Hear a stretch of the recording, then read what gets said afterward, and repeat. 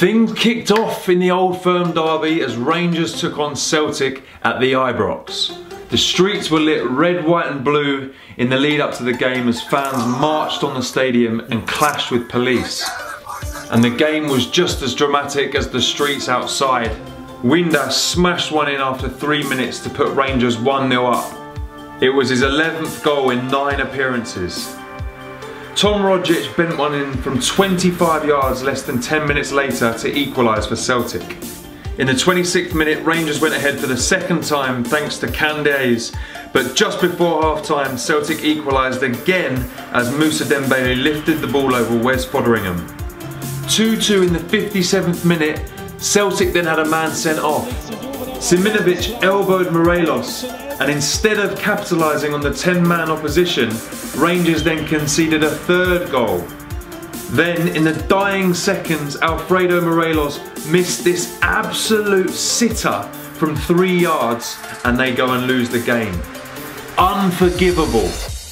There's no catching Celtic now, who move 9 points clear in the Scottish Premier League with 1 game in hand. Down south, Arsenal had a score to settle with Watford after losing to them 2-1 back in October. Troy Deeney had rubbed salt in the wound by claiming Arsenal lacked cojones, and we were keen to find out whether anyone was going to turn up and headbutt him when the game kicked off. Although there was unfortunately no headbutts, Arsenal did get their vengeance. Deeney missed a pivotal penalty, allowing Arsenal to cruise to a convincing 3-0 win. Goals from Mustafi, Aubameyang and Mkhitaryan topped off a rare positive week for the Gunners. Ozil became the fastest player to reach 50 Premier League assists, doing so in just 141 games, which broke the record of 143 games previously held by King Eric Cantona. It was Arsene Wenger's 700th win for the club, and Mustafi's opener was Arsenal's 1000th home goal in the Premier League. The game was also the swan song for the legend that is John Motson, who broadcast his final live commentary for the BBC.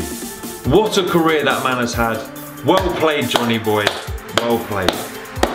The white side of North London travelled to Bournemouth, who had only lost 1 of their last 10 in the league.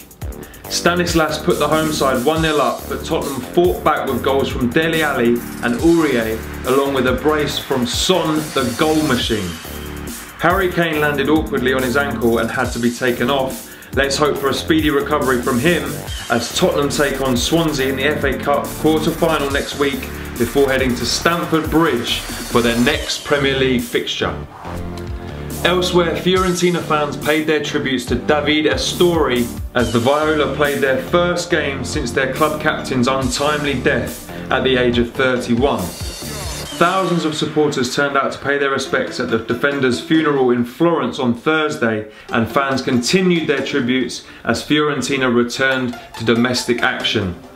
Victor Hugo, who replaced Astori in defence, scored the only goal of the game, which meant that they moved to 9th in the table.